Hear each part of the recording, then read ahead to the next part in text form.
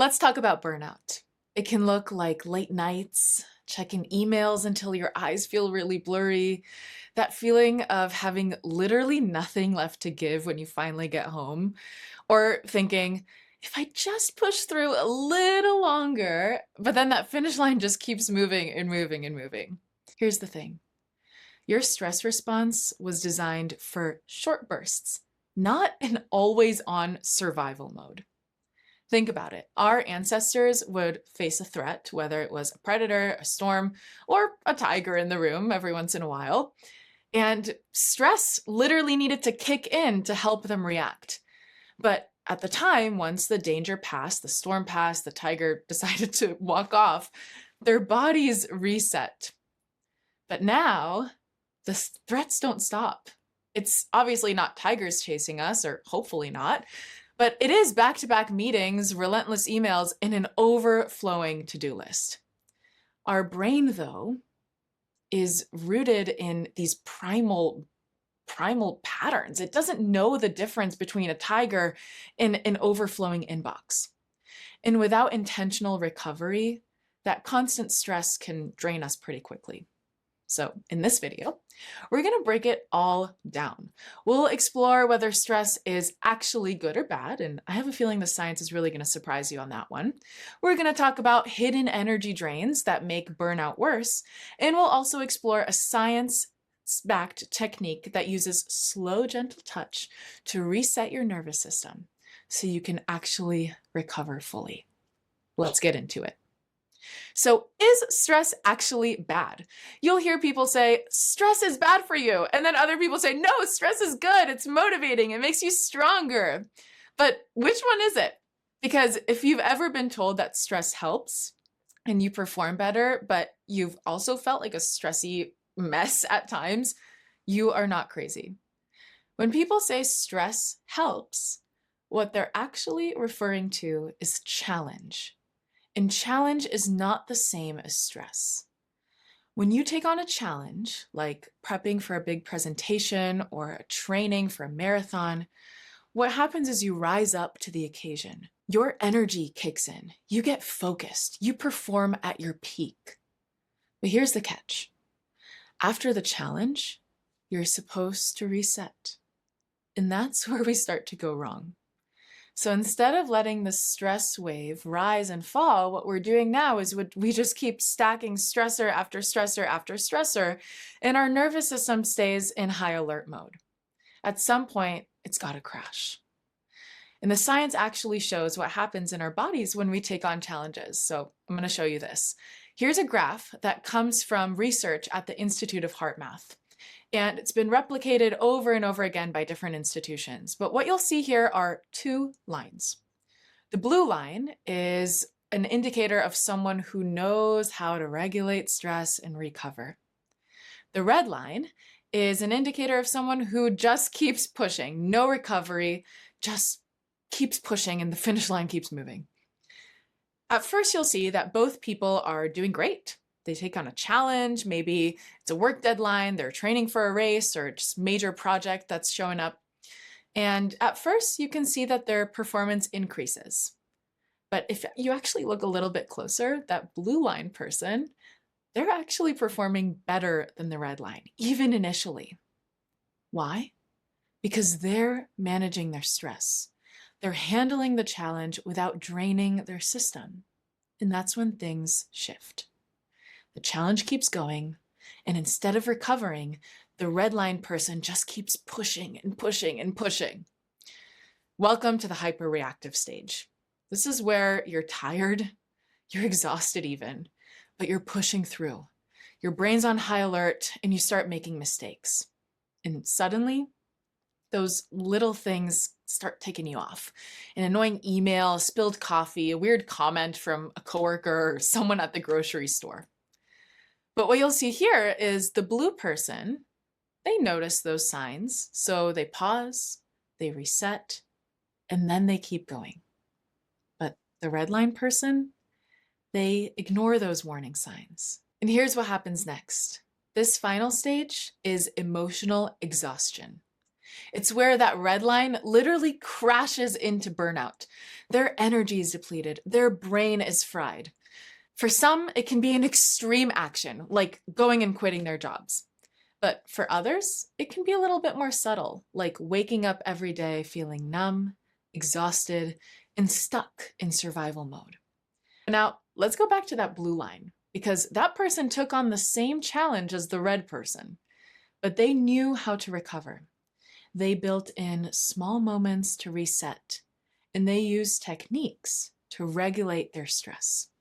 So instead of crashing, they sustained their performance without burning out. This is the key. Stressors aren't necessarily just going to disappear. Things like projects, responsibilities, unexpected challenges in life. We got to drive results at work. We got to support our team. We have to mentor others. And throughout it all, we have to manage the invisible load that exists at home. So the question here isn't, how do I get rid of stress? It's something that we can reframe into, how do I recover? And that's exactly what we're about to get into. So let's talk about hidden energy drains.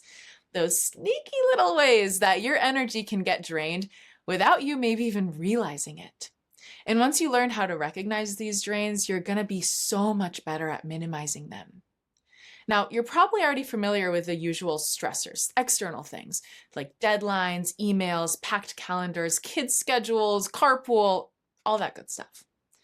But that's actually just the tip of the iceberg. Here's a cool fact. Your brain can't tell the difference between something real and something that you vividly imagine. So let's say you're replaying a tough conversation, you're kind of overanalyzing a text message that you got, or you're stressing out about a future scenario that may or may not even happen. Your nervous system is actually thinking that that's happening right now. These mind loops can drain our energy. These loops can take on forms of worrying, like running worst case scenarios in our mind, blaming, fixating on whose fault it is, judging, getting stuck on what the other person should or shouldn't do, rehashing, playing past mistakes that we made on repeat, defensive brooding, which is like holding on to that stuff long after it's passed, and justifying, rewriting arguments in your head. I used to like doing that in the mirror all the time. And this all adds up. My personal go-to can actually be rumination, even till this day, wishing that I said or did something differently, even though it was way gone. So beneath each of these, under the iceberg, common sources of energy drains or inner drama are unmanaged, depleting emotions. So what do? We need to take time to teach the nervous system how to reset in the moment. Enter havening techniques. It's a psychosensory technique, which is essentially a fancy way to say that havening uses touch. And as a certified havening practitioner, I have seen firsthand how powerful it is for helping people reset their nervous system, for helping them build resilience and release stress in literally seconds. Havening uses touch to change the way your brain responds to stress. And here's how it works. When you apply this self-havening touch, which we'll teach you in a moment how to practice this, it activates receptors in your skin that send signals straight up to your amygdala, the part of your brain that holds on to stress and fear. And havening tells your amygdala, hey, you're safe now. You can relax. And as you practice the self-havening touch, your brain releases tons of feel-good chemicals like GABA, serotonin, and oxytocin. And it slows down our brainwave state from a gamma or an alpha brainwave state where your brainwaves oscillate very, very, very, very quickly to a theta or a delta brainwave state that moves a lot slower. It's kind of like that state that you're in when you take a nap or you meditate. You're just feeling super relaxed. And at the same time, this self-havening touch also lowers stress chemicals like cortisol and norepinephrine in your system to help you shift out of that survival mode. And the best part is that you can practice this anytime, anywhere. So today we're just going to explore how to apply the havening touch. You already kind of see me applying it now. But the purpose of doing this is for you to actually start feeling the effects for yourself. If you do want some full guided self-havening practices where we combine these touches with different techniques for stress relief and resilience building, I'll link some below for you. But let's practice these 4 simple touches together. Each touch is designed to calm your nervous system. You could even try these with me now. The first is palm havening. This is done by just gently rubbing your palms together, almost like you're petting a little bunny or a puppy, just very slow and gentle. Kind of notice how that feels for you. The next is arm havening. So you're going to start by bringing your fingertips up to your shoulders and stroking your hands down all the way to your elbows. It's kind of like giving yourself a moving hug. Kids like this one especially. Just notice what this one's like for you. Very good. The next one is face havening. The next 2 will actually be on the face. So the first is on the forehead, right above your brow. You'll just kind of bring your fingertips up to your brow and circle them down your face. Very good. This is the touch that most of us just kind of innately begin to do when we have a headache or a migraine, just to kind of soothe ourselves, to bring more ease into our system. And the last touch is also on the face, and this is underneath the eyes, kind of on the cheeks there. It's just slow, soothing, and gentle. And notice what these 4 touches feel like for you. You might find that you prefer a certain touch over another, and that's totally fine. Most people have what's called a sweet spot, and that's perfect. What's cool is that you can actually practice this touch, especially the palms, because it's kind of discreet, anytime, anywhere. And again, I'll link some guided havening practices below for you to help you release stress and feel even more ease and freedom in your life.